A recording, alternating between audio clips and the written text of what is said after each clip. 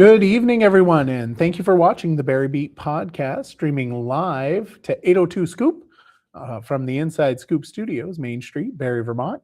My name is Michael Booten, and of course, I got my lovely co-host. I wasn't going to say lovely co-host, my partner in crime. Oh, there you go. Co-host Liam Hogan from Hogan Group LLC. Good evening, sir. How you doing? Good. How are you?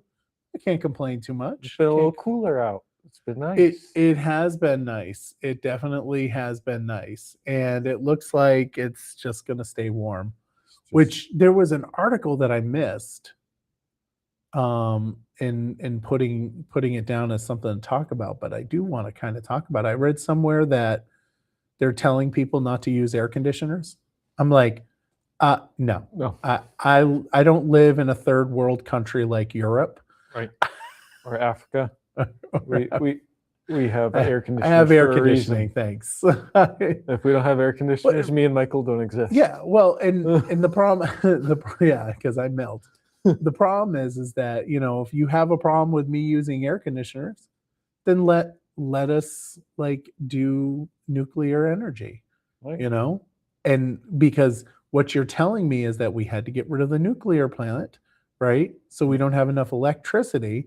So the green energy stuff that you're pushing on us isn't working. So let's go nuclear. There you go. That's my answer to that. Anyway, so the Barre Heritage Festival is this weekend. Super excited about that. I'm going to be very busy the entire day because I'm always busy during the Heritage Festival. I love going. Yeah. And it's a great time. It is. And participating in the Heritage Festival is so much fun, between the parade, all the activities that are going down, the tow down. Are you going to go to the tow down? What time is that at? That's at 9 o'clock in the morning. Are you not capable of waking up that early? I am capable, and I will probably miss that because I'll be driving here. That's right. You'll be driving back, so you're going to miss part of the Barre Heritage Festival. I'm probably going to miss most of the morning.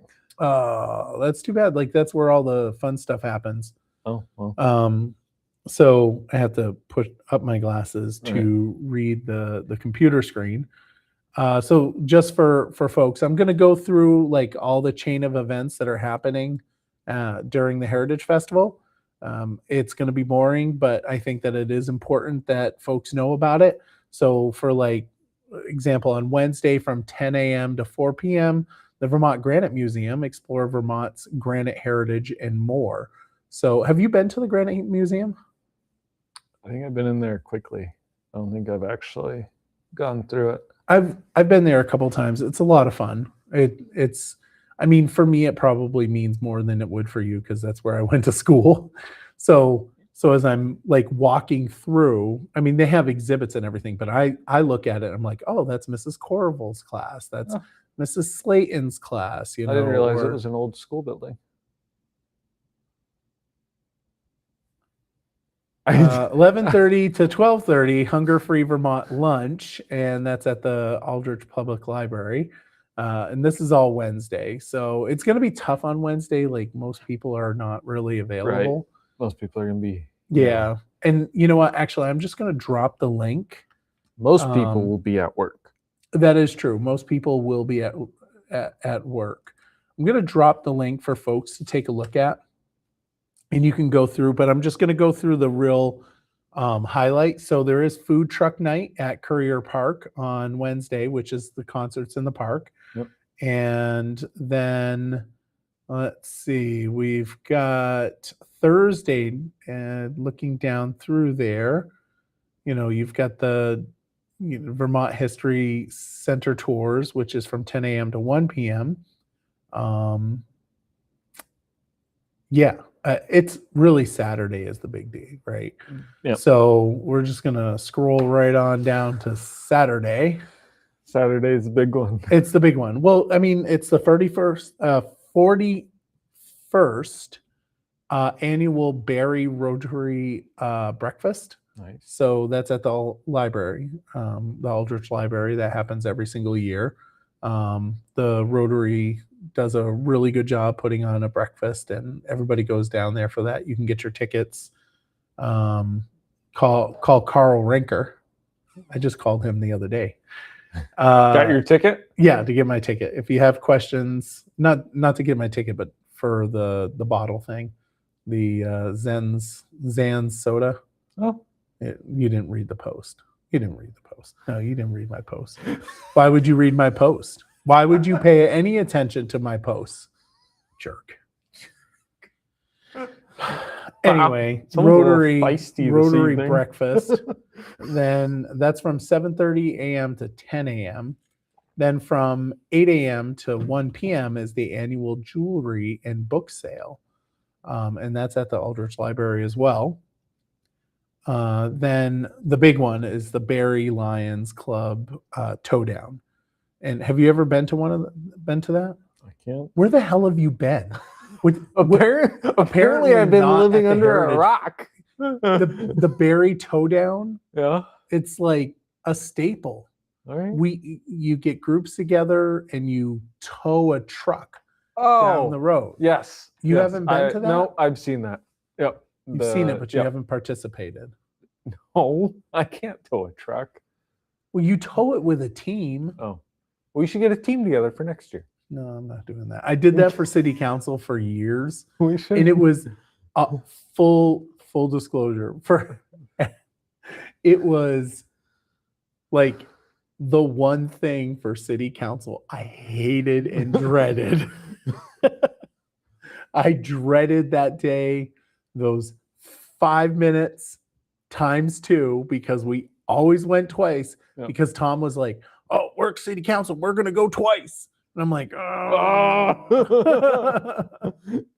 We won, I think, 1 year against the Ravens, and the only reason why we won was because the truck was going downhill.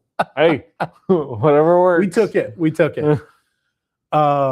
So that's from 8:30 a.m. to 10 a.m.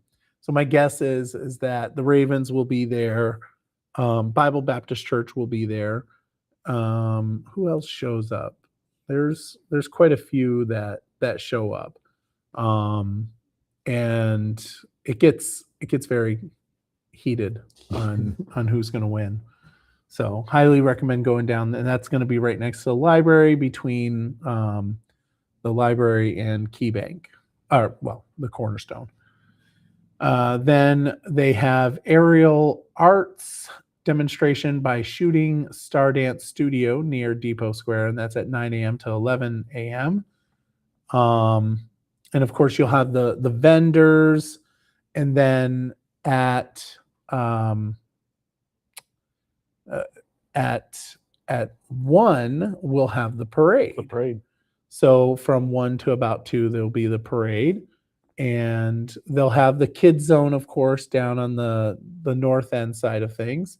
And yeah, it's gonna be exciting. I'll be riding around with my trike. I can tell you that for sure. There you go. I'll be just like maybe I'll put the Wicked Witch tunes on. There you Should I go. do that? You should get a bubble machine and be like the guy at the Tunbridge Fair. You know who is? Wait a minute. Is it a boat? Yeah. Do you know who that is? I know you know who that is. Yeah. But you should do that. You should get. That's Daniel Jolly. I should get him on some night You should. for boops and giggles. Wait. What? Annual Lenny's Outlet tent store sale is also going to happen from 10 a.m. to 6 p.m. Yeah, so there's a bunch of stuff that's going on, and of course there's the fireworks, and that's probably going to be somewhere around 9 o'clock at night. 9 o'clock. But there's also like Donna Thunder's going to be there, and of course Native Tongue is going to be there. It's going to be great. You know what? It's celebrating Barre, and I highly recommend, if you're in the area, come on down. Well, maybe I'll try and get out of Boston earlier. It's worth. And be I here mean, for it's 8 worth or it. 9. I avoid missing the Heritage Festival and I avoid missing the Christmas lighting. Yep. Those are like my favorite time of the year. And you know what they have in common? Barre partnership, There you go. because they kick butt. Yeah, so that's my opinion, of course. I'm right. And You always are. the best part is, that's right. If I was wrong, I would change my opinion and then I'd be right again. Woohoo. Anyway, and what's really cool is that Saturday, it's supposed to be partly cloudy, high of 81 degrees. So it's going to be nice. So tomorrow, mostly sunny, high of 78 degrees. That's trike weather. Actually, we got quite a bit of trike weather this week. Tuesday, PM showers with a high of 77. Wednesday, thunderstorms, 76 degrees. Thursday, mostly sunny, 75 degrees. Friday, like, the beginning of the Heritage Festival. I mean, Wednesday is, but, it really starts Friday night. I shouldn't say that. If Tracy hears that I said that, she's going to be not happy. No. It starts on Wednesday. Friday, mostly sunny, 81 degrees. And then Saturday, partly cloudy with 81 degrees. And then Sunday, PM showers, 81 degrees. So, and then after the Heritage Festival on oh wait, no, it's not Tuesday, is it? Well, it's August 4th. So that's 2 weeks away, right? 2 weeks. I think that's 2 weeks away. Yeah, because you're not helping me out at all. Come on now. Because we have that's 2 weeks away. Yeah, because August, and then the next one. So August 4th is the National Night Out, and that's the police fire. They're doing a Courier Park event, and that's from 5 to 8 p.m. So I've been telling people it's 4. Well, I should probably fix that. You probably should, otherwise you're gonna have a bunch of people showing up at 4 o'clock being like Michael said. Michael said it's 6 p.m. or 4 p.m. It is not. According to the little flyer there, it says 5 p.m. to 8 p.m. That's really. We'll share this clip far and wide. Well, tomorrow. Wait a minute here. Let's go double check that, because I feel like that's not accurate. Look at this. Right. So we got to go to the Barre City PD, Barre City Police. We are doing investigations live. Fact. We're doing fact checking. We're doing fact checking. Look at that. Yep. It's 5 to 8 p.m. So I've been telling people 4. So Michael was wrong. Surprisingly. Michael is very wrong. But you know what? I'm going to start telling people it's 5 to 8 p.m. and I'll be right again. So therefore, I will not be wrong. See how this works? That's how it works. That's how it works. You should get booting for Barre bumper stickers. I don't think so. I'm really not a big fan of that. Oh, I did do it right. I just couldn't remember it correctly. So that's kind of embarrassing. Oh, well, anyway, whoever's watching us, they're like, okay, whatever. Yeah, whatever. But speaking of the National Night Out, Brad Vail is the acting city manager now that Nicholas is gone. Right, they had a big celebration I saw on Facebook. Yes, I did not go to that. No. But yeah, so Brad is going to be the acting city manager. Nice. I tried to find out the votes because somebody told me that it wasn't unanimous, but I couldn't find where it was, which was, I don't know, whatever. And then Giuliano Ceccanelli, we talked about him. And the fountain. Yes. And what they did was they reduced the amount, but they didn't give it to him for free. I think they should have given it to him for free and seeded him money. Oh, but it's a little disappointing they didn't listen to us. Well, I think he was pushing to pay something, which, if he was happy with it, so that's all that matters. I'm okay with that. long as you're happy, I'm happy. That's right. As long as Giuliano's happy, I'm happy. Yep. He's a gem for Barry. I think he's going to make a new fountainhead. Hopefully. And I think what I'm going to do is I'm going to try to get it 3D printed. And then I'll sell little fountainheads to raise money for him. He doesn't know that yet, but that's what I'm going to start doing. Maybe even working little fountainheads. I could do little 3D printed fountainheads that have the little, it sprays up. Oh, that could work. I could do that. Charge like $500 per pop, and the money goes. You gonna put money in there? You gonna put money in there? No, that's not what you're thinking. Maybe $1. Maybe $1. Costs more to create the thing. That's insane. Burlington is celebrating the completion of its long-awaited Main Street reconstruction project with a 2-day block party, marking the end of one of the city's biggest infrastructure projects in recent history.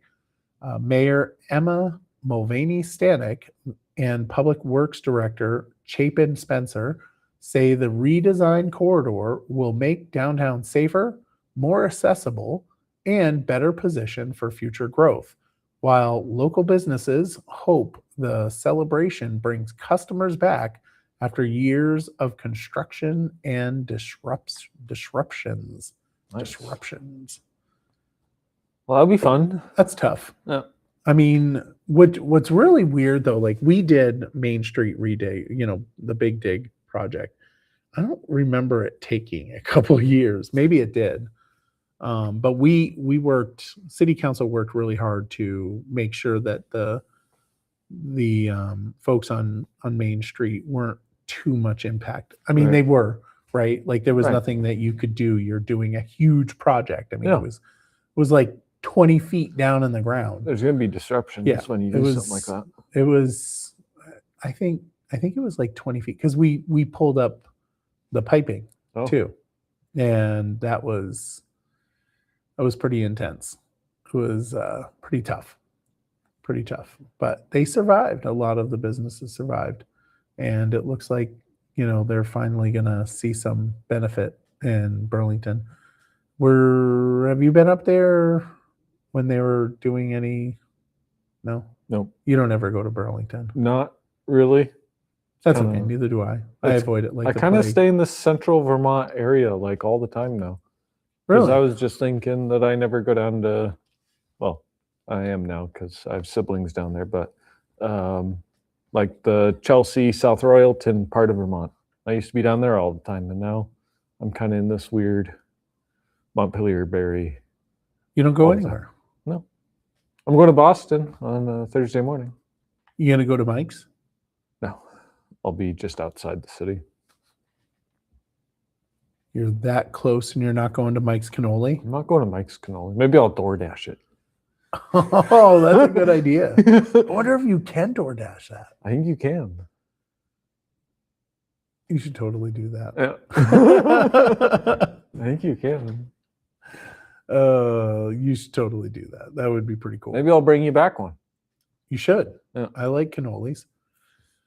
Some downtown Burlington business owners say the recent move of the city's syringe services program to Bank Street has brought familiar public safety concerns to a new location. While Vermont Cares, which is an organization, and state health officials say the program helps prevent overdoses and spread of diseases, restaurant owners say they've seen an increase in disruptive activity that's affecting customers and businesses. So super cool. They did this new Main Street thing, right? And then we're gonna start doing the syringe thing again, which, I'm sorry. I can't get on board with passing out syringes, safe injection sites. It's just, I know the harm reduction, I think that's what it's called. No. And and I saw a study, or not a study, but I saw an article somewhere where they said that it has helped with overdose deaths. Uh, my guess is the overdose death reduction that we've seen has nothing to do with that and everything to do with Narcan. You know, and 100% you could get me on board with supporting passing out Narcan like it's candy, right? You know, because it's such a low, well, I shouldn't say it's a low cost because I don't know how much it costs, but I'm suspecting that it's low cost with such a high benefit, right? Like one Narcan can save a person. And yeah, I'm a no on the syringes and safe injection sites. I wonder if there is a correlation between the safe injection sites when they were implemented versus the overdose deaths. Well, I wonder if there's a correlation in that. So they definitely not in Burlington, right? Because the safe injection site hasn't even been put up yet. They haven't even got it put up yet. So we're just funding it to like millions of dollars. It's all great. I don't know. Don't fact check me on that. It's probably not correct. It probably is correct. But yeah, so it is what it is. So I feel kind of bad for the downtown Burlington and those that are around the safe injection site. It's not, I wouldn't want that in my backyard, that's for sure. Because I'm a NIMBY, not in my backyard. Right. NIMBY, not in my backyard. So a tragic crash in Burlington has claimed the life of a 16-year-old after her e-bike collided with a minivan on Pine Street. Police say the investigation is ongoing as the Burlington community mourns the loss of Burlington High School student remembered by classmates, teachers, and family. Super sad. Yeah. Super sad. And you know, there was a time where I did not like bikers on the road. As a biker now, I think to myself, you know, we should probably have a place for folks to be able to safely ride their bike. Definitely. Whether it's a bike path or, you know, whatever happened to like the bike lane? Well, you know, that used to be a. That is interesting because like Burlington probably has a bike lane, right? Yeah. We have them. Isn't it the Barre Montpelier? We do, yeah. Road. But starts. I'll say when you get potholes about this big, and you're on a trike, a little bumpy. It's a little difficult, and you do your options are swerve out into traffic, or go on the sidewalk. Yeah, it's not an easy option. Neither one of those is good. No. And going over the gaping hole is not an option either. But yeah, super sad. Vermont could see up to 25 communities designated as a new federal opportunity zone under a revived economic development program, giving those areas access to tax incentives aimed at attracting long-term private investment. Governor Phil Scott's administration is now reviewing eligible census tracts before submitting its recommendations to the U.S. Treasury. Supporters say the program could help finance new housing, commercial development, infrastructure improvements, and job creation in communities that have struggled to attract investment. While critics of similar programs in the past have questioned whether the benefits always reach local residents, final designations are expected to take effect on January 1st, 2027. And of course, Barre is one of those communities that is on the list. There you go. So super excited about that, and I hope we get that designation because tax credits are really helpful for development. Mm. And I know people will be like, well, it helps out the rich people, but it's the rich people that are going to develop in our community. Right. And when they develop, they create nice buildings that go on the tax bracket, right? And then that lowers the cost for everybody. Yep. You know, Tom Lozon always said, you know, a rising tide lifts all boats. And yeah, so that's pretty cool. Another community that's on the docket for potential: Bellows Falls, Bennington, Brandon, Brattleboro, Burlington, Island Pond, Johnson, Lindenville, Newport, Northfield, North Clarendon, Richford, Rutland, St. Albans, St. Johnsbury, Springfield, and a few others, Nice. which didn't have here. That's So, almost the entire state of Vermont that you listed right there. well, it's 25 communities. Yeah. 25 communities, low income. You know, more than likely they're highly populated. Whatever. I don't know what that's supposed to mean. Whatever. I think it's a good thing. I do too. I think it's fantastic, but I just thought it was funny. You Yeah. went from southern Vermont all the way to the Northeast Kingdom, and I was just like, wow. Well, it's 25 communities. Yeah. Ben & Jerry's Foundation says it will shut down at the end of 2026 after its corporate parent, the Magnum Ice Cream Company, cut off funding and ordered its 3 employees to leave their South Burlington offices. The move comes amid an ongoing legal battle between Ben & Jerry's and its parent company over control of the Vermont-based ice cream brand, with co-founder Ben Cohen accusing the corporation of trying to dismantle the company's longtime social justice mission. If the foundation closes, Vermont nonprofits will lose about 60, not 60, well, they'll lose about 600,000 in annual grants.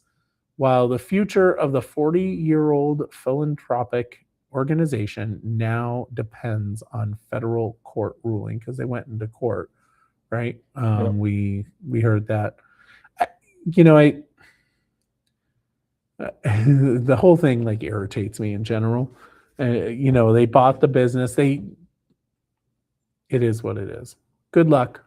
I mean, I don't know what to say. I read in there that there was like an audit, and it was not good, and that's the reason why they're causing problems, is because of the audit. Yeah. Which, so they apparently there was the audit was not great because of, and mind you, this is all coming from, you know, Magnum side, right? Right.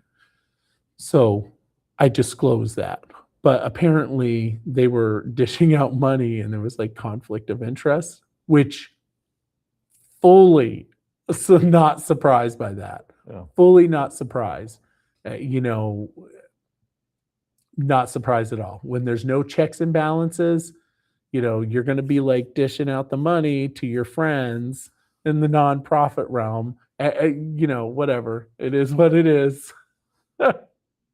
Oh man, that'll get me canceled. You're gonna get canceled now. But you know what? Ben & Jerry's has now unveiled a new limited edition Razz Up as part of the nationwide campaign to encourage voter participation ahead of the November midterm elections. The Vermont-based ice cream maker says the black raspberry flavor with raspberry swirls and crackling fudge chunks is designed to inspire people to raise their voice and their spoon by registering to vote and casting a ballot. The campaign continues the company's long tradition of pairing new flavors with social and civic engagement initiatives. So Nice. there's that. You gonna go get yourself some Razz Up? Probably not. No? No. Do you not like Ben & Jerry's? I like Ben & Jerry's. How can you not like ice cream? I love ice cream. Everybody likes ice cream. Yeah. I clearly like ice I cream. I mean, my sugar tells me I like ice cream. Yeah. Probably too much. Yeah, no, I mean, great. Make sure you get out and vote November. There you go. But don't forget the primaries. and Vote in the primaries. don't too. forget to get your ice cream. And don't forget your ice cream. Although I would say go up to Legendary and get their ice cream before Williamstown? Ben and Jerry's. August Locally owned. August 11th, right? The primary. Yeah. Yeah. Yep. Coming right up. It is. But yeah, highly recommend that. But I would go to Legendary to get your ice cream versus Ben and Jerry's. My opinion. Or if you want to take a scenic drive, you go out to Dairy Cream out Montpelier way. Legendary. I mean, I'm biased. I have to push the Legendary. Gotta push the ice cream that you Yeah. like. Dozens of Vermonters gathered in downtown Burlington Thursday. So I have to stop here because I watched the video and it's really interesting. So we'll go back to that. Yep. So dozens of Vermonters gathered in downtown Burlington Thursday to protest after 2 recent fatal shootings involving federal immigration agents in Maine and Texas. Organized by Migrant Justice, the rally called attention to what participants described as growing concerns over ICE enforcement, with speakers saying the deaths and recent immigration operations have left many immigrant families in Vermont feeling fearful and vulnerable. So in the actual news clip, they were like dozens of Vermonters. How many is dozens? Tell me, when I say dozens of Vermonters, how many? More than 20. More than 20, less or more than 100? Probably less than 100. Yeah. If There was dozens. definitely 100 people there. Uh-huh. It was definitely 100 people there. So it wasn't like a rinky dink, you Yeah. know, and I'm not sure why. I was a little surprised that they said dozens, and they said it like Dozens. twice. Yeah. Which was kind of, It's like saying there was a few. yeah, there was more than just a few. There was quite a few people. There was quite a few. But two things can be true at once, right? Like, the enforcement activity is obviously there's some issues that need to be addressed. Yeah. But also, if you're in our country illegally, you shouldn't be here, right? You don't, if you don't belong in our country, you should probably leave or get right. Either one is fine. There should be a path for folks, and it shouldn't cost like $1 bazillion to get into the US. It should be an easy path. But, that would require our legislature to do something smart. That ain't happening. at least not with this one. There hasn't been for like a super long time. Yeah. Fix it. Just fix it. A Barre native is helping bring major productions to Broadway and London's West End while never forgetting where he got his start. Sam Biondolillo, who grew up performing and working backstage in Central Vermont theaters, is now a Broadway co-producer, lighting designer, and college professor. He recently celebrated a Tony Award-winning production and says the experiences he gained in Barre and Montpelier laid the foundation for his career. Wow.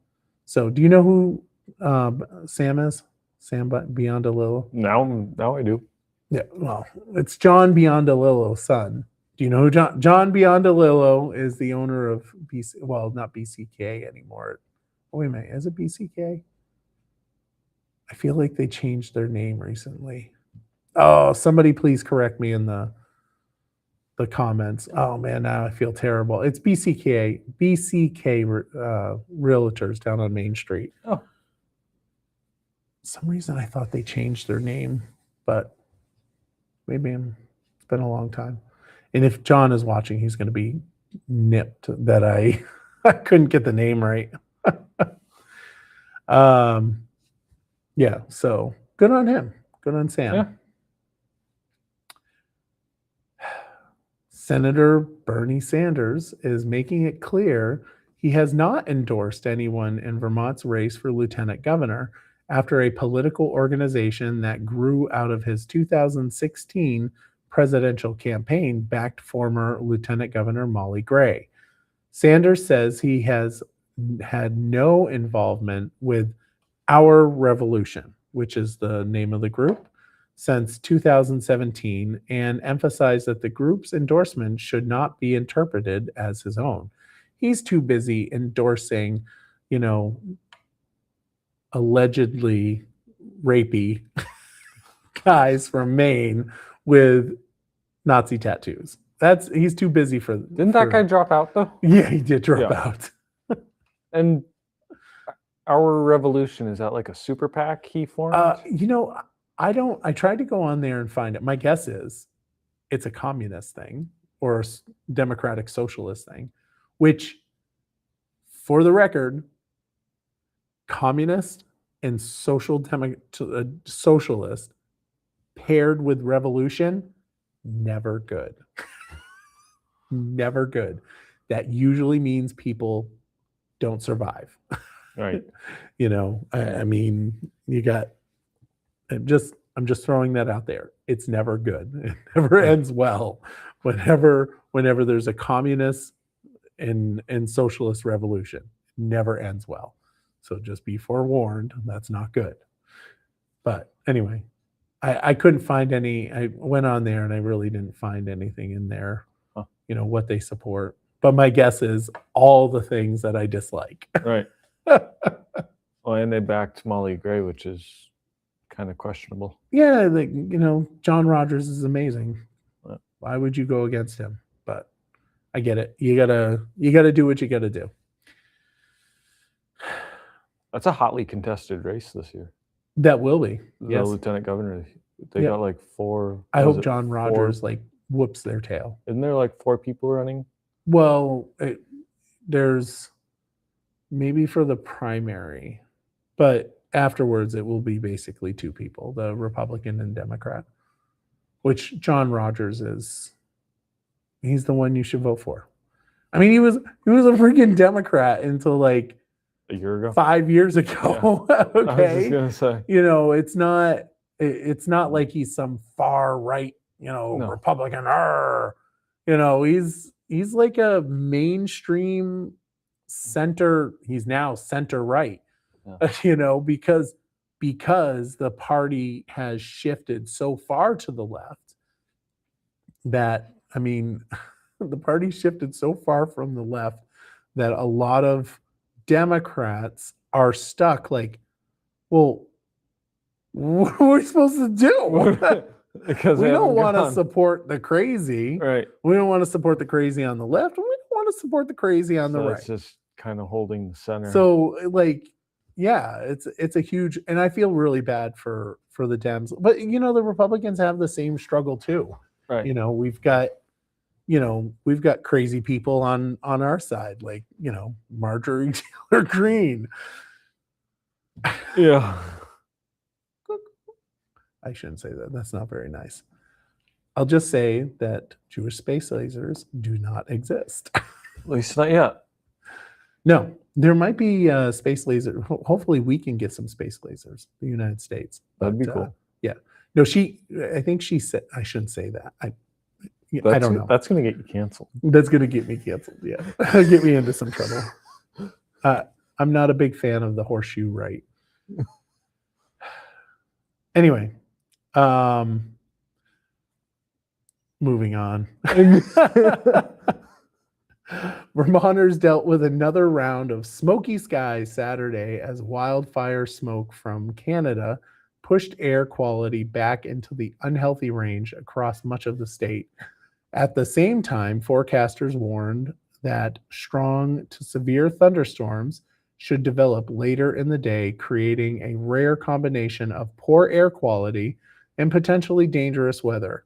Officials urge the people, especially those with heart and or lung conditions, older adults and younger children, to limit time outdoors and stay weather aware. Well, it was really rainy yesterday anyway, so I pretty much stayed inside. Yeah.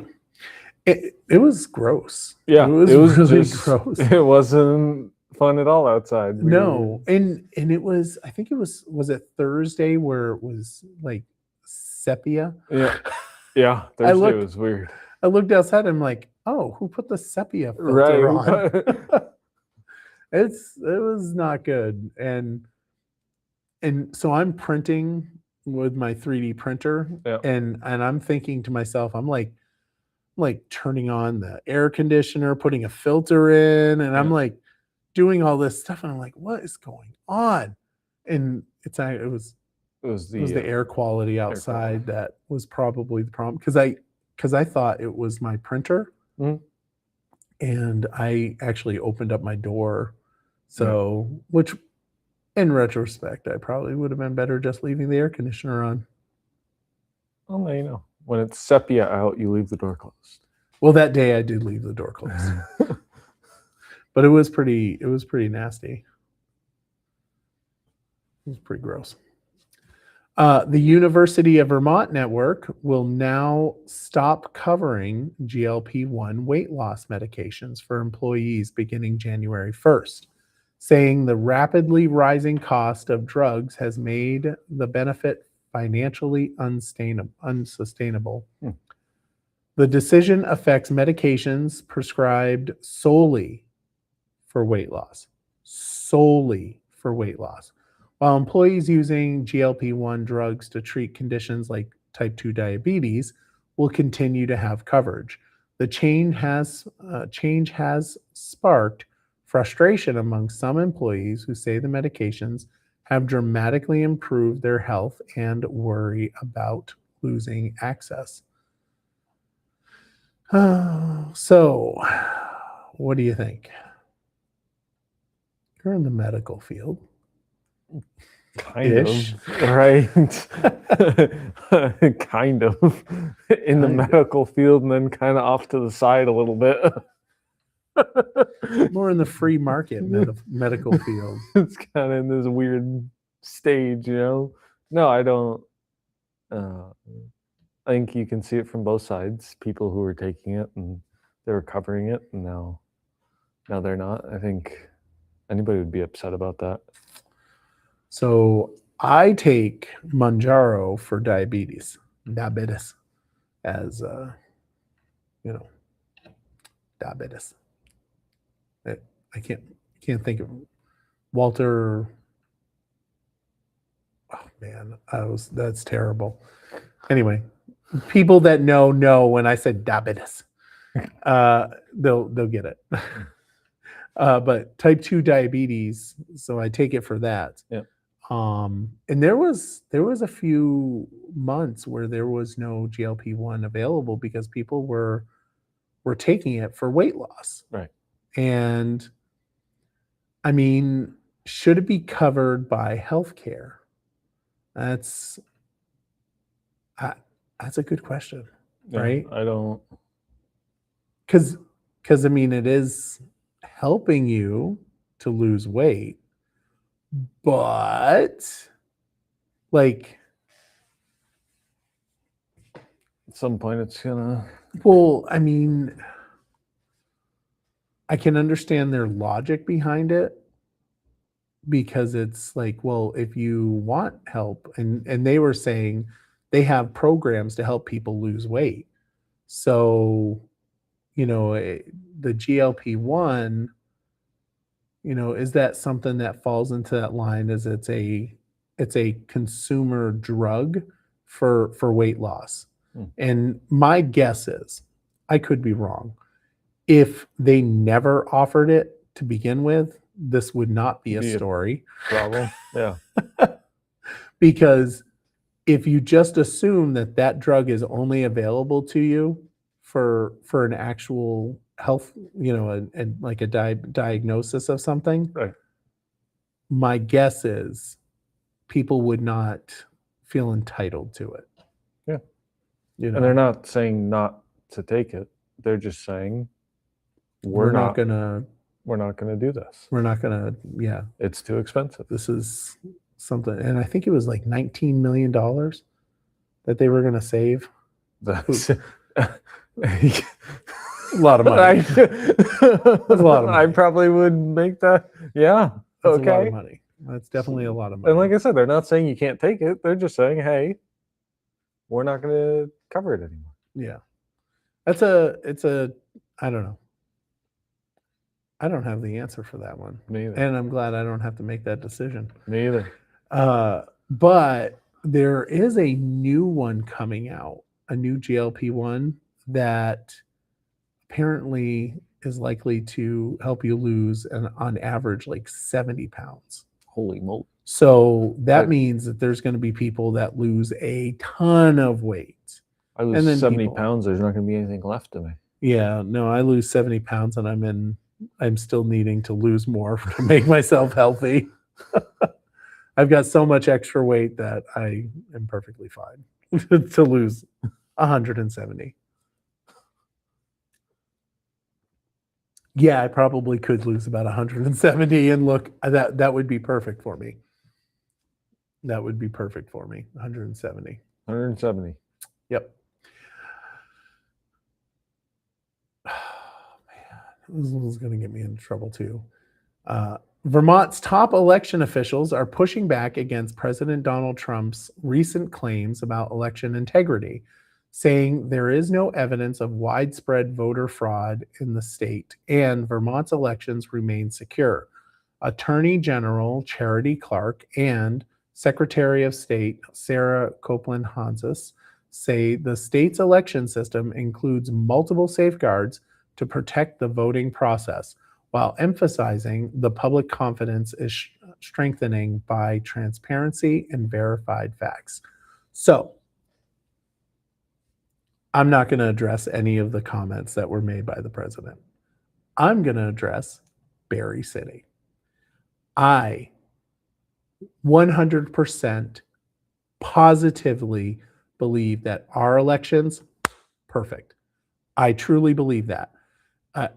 So I have been working in the elections process as a volunteer for about 16 years. And I have been part of recounts for my own race. I have been part of a recount. The concern about machines, I will say that in a recount, the machines, they get it perfect, right? Well, let me rephrase that. So for example, this last one where I did a recount, it was off by 1. But the reason why it was off by 1 was because the JP said, "Oh, actually, I think this was a vote for Michael," and it was one of the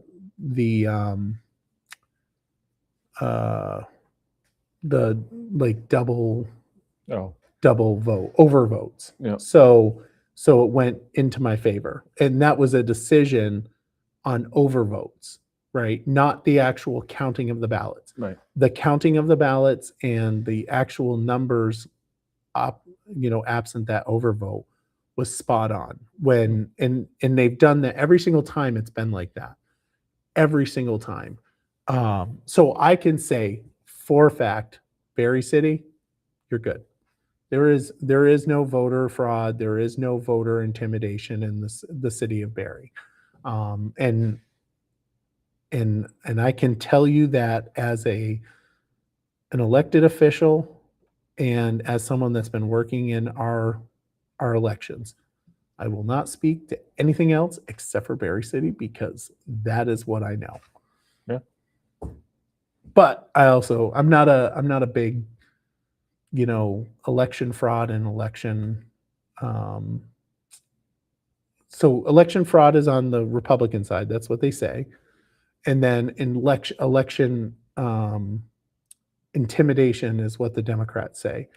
And I think both are a little out there in their thoughts. I don't think we have, widespread fraud or intimidation. I've never been intimidated at the polls. You've never been intimidated. I've been intimidated at the polls. And I don't know, man. There's some things that intimidate me. No, I'm just kidding. But anyway, so that was Charity Clark and Sarah Complin, Holes or whatever her name is. All right. Moving on. Vermont has been identified by the U.S. Department of Education as a state that needs intervention in its special education program after failing to meet federal performance requirements. State education leaders say they are taking the designation seriously and are already working to improve services and outcomes for students with disabilities, while emphasizing that the rating is based on multiple years of data rather than a single issue.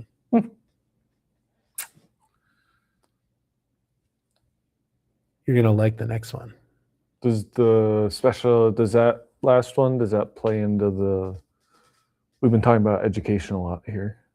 Well, I mean, our education in Vermont is subpar. So I feel like it kind of just like fits right in. Fits right in there. Yeah. Everything, our education system is a little subpar. We could do better. We're not going to, but we could. Sounds like we're working on it now. We should. We should do better, but we're not going to. We should do better with the funding of it.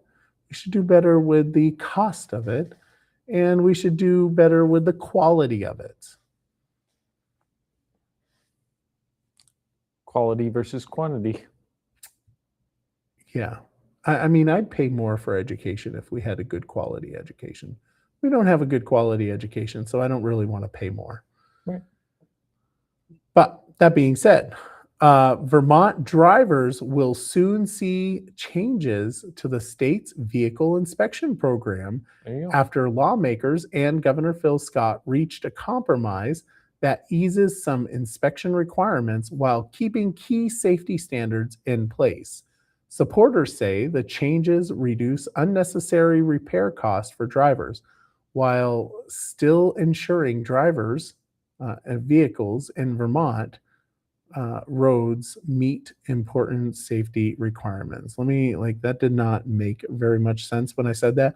While still ensuring vehicles on Vermont roads meet important safety requirements. There you go. Sounds much better. Yeah. So that's really awesome. Yeah. Again, I will say that my bill that I submitted kind of is this. I'm just saying. And that's kind of what I talked about at the when I testified before the committee. Exactly. So surface rust on brake rotors, out. No longer a problem. Unless there's like a significant risk, right? Like if it's rusting to the point where it's falling off, that's a problem. On highway brake road test, gone. Lighting and electrical, so headlight aiming test, gone. Non-functioning light plate lights have become advisory. Non-functioning backup lights, advisory. Non-functioning front and rear clearance lamps become advisory. Airbag warning light becomes advisory. Speedometer illuminations, advisory. Front defroster indicator light, advisory. So those are your check engine light is not, no, it's advisory unless it's a severe, like a serious issue problem that and needs to be. They read it and they say, right. Yep. So that's going to be super awesome. Yeah. Power windows that don't operate are advisory. Tires will only fail for deep cuts or wear spots. So that's good. Steering suspension, there's in body rust, there's a bunch of stuff in there that's been changed. So they did release the changes, and there was a document that said what was being changed. So super excited about that. Good job. I'm going to take credit for it. Yeah. I'm not going to lie. As you Fully should. going to take some credit for that. Although there was definitely, pressure from the governor's office, the lieutenant governor's office, everybody Yeah. was pressuring. But I think people were the conversations that I was hearing on from those areas was get rid of inspections, right? And the bill that I submitted was never to get rid of inspections. It was to maintain the vessel, but make it all advisory. Right. Make it And easier. that's kind of looks like that's kind of what we did. Yep. So I'm taking the win. So if I don't get elected, right? If I don't get reelected, I'm going to take that as a win, and I will take that forever. Yep. It's me personally. I'm just going to do it. Running for the Vermont Senate in Chittenden County is becoming increasingly expensive, with campaign fundraising reaching record levels ahead of the year's election. New campaign finance filings show several candidates have already raised well into six figures. Jesus. 6 figures, reflecting the growing cost of advertising, voter outreach, and competing in one of the state's largest and most closely watched legislative races. That's insane. Yeah. 6 figures. Although I say that's insane, but in Barre, we have a dual district, right? A 2-seat district, Yep. which makes it exponentially more difficult for costs, and it's slightly unfair, but whatever. So like a district over in, like Williamstown, they're 1 seat. Yep. So they only have like 4,000 people they have to send out letters to. Right. We have 8,000. So does in Barre Town. We're a dual district. So it makes it way more expensive. Last 2 years ago, I spent somewhere between $10,000 and $11,000 on my campaign. Wow. That's a lot of money. Yeah, it is. And that's a lot of money when you can't raise that amount of money, because that means that's coming out of your personal funds. But nevertheless, it's expensive. And, in order to win a House seat, you need between $5,000 and $10,000. And it wasn't always like that. To start. Yeah. Well, when I first ran for city council, I spent probably maybe $200, $300, maybe. I feel like it was less. There was 1 year that I spent maybe $1,000, but as time crept up, granted, a lot of that was, there was a lot of uncontested races, and the ones that were contested was always under $1,000 or right around $1,000, like $1,200, I think. And it's expensive either way. I mean, it's super expensive. Yeah. You want to run for office and spend lots of money? I've been thinking about it. Ooh. I don't know what office yet, but I have been tossing the idea around. You should run for school board. That'd make you happy, wouldn't it? Yeah, that would be fun. That would be so much fun. You should consider it. Running for school board, that would be so much fun for you. You would enjoy that. Maybe you should get on a committee first. Yeah. You could do like Parks and Recreation. There you go. That'd be fun. You could do Parks and Recreation. Oh, you could get on the, is there like no, there's not an emergency board up in Barre Town. I don't think so. Sure, there's something you could do. Yeah. But anyway, get anything? Nope. Nothing? Nothing. All right. Well, in that case, I'm going to call it a wrap. That's a wrap. All right. Well, everyone, thank you for watching the Barre Beat podcast, and we will see you next week, don't forget to go to the Barre Heritage Festival. We'll be streaming live quite a bit down there, I'm sure. All right. Talk to you later. Wow, that was a mess up. Oops, there we go.